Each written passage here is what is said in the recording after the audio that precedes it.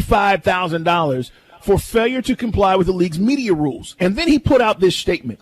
I pray we utilize the fine money for the marginalized communities in need, especially seeing where our world is presently. He wrote this, Charles. And then he went on to say, I'm here for peace, love, and greatness. So stop distracting me and my team and appreciate the art. We move different over here. Wait for it. And then he finishes this by saying, I do not talk to pawns. My attention is worth more. What the hell is wrong with Kyrie Irving? I wish somebody would get in his ear. I do think there's something wrong with Kyrie. I truly believe that. I'm not joking right now, because this is I don't understand what his objective is. Like, man, they're paying you $40 million. You got to just talk to the press. You can answer the questions you want to. You got to show up and answer questions. I tell all these guys, man, we're the luckiest dudes in the world. We make millions of dollars of playing a stupid game. And part of it is coming on radio shows, talking to the press. They got jobs to do. But I think there's something wrong with Kyrie. I think that I really mean that. And I feel bad because I don't think he's a bad kid. I just think he's never been around mature adults who told him how he's supposed to act.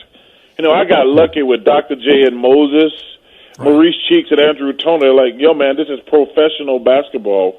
It's pro. We're pro players. You have to act like a pro. And clearly Kyrie. But he's got so much money now, he can do whatever the hell he wants to do.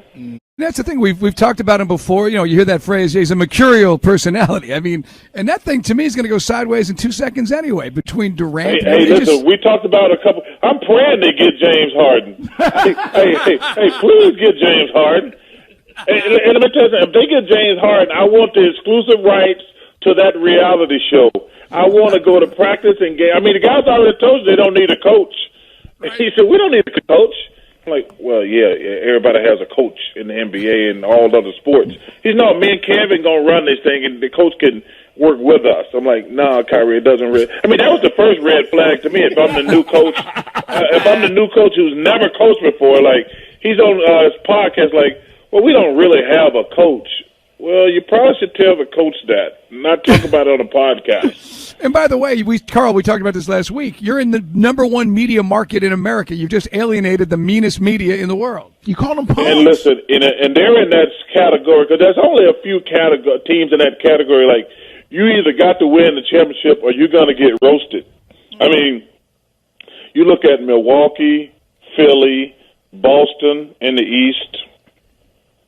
You look at the Lakers, Clippers, and maybe Denver and Portland Trailblazers, who I think are going to be really good this year. Like, if you don't win the championship, your season is a failure. You see how they're killing the Clippers right now. And you're like, so, and listen, I don't understand that. But hopefully, because I actually think him and KD are good guys. But but you see, that's the one thing about being famous and rich. Everybody around you is kissing your ass because they're on the payroll. Right. They're not telling you, like, man, maybe you shouldn't do that, or maybe you shouldn't say that. But I always tell people, to me, and I've been in this thing since 1984, and I've seen it. You guys, y'all been in this thing longer than me. You notice the people around you, man, they either help you or they hurt you. And I think both of those guys, like, man, get some people around you going to tell you, like, man, just talk to the press.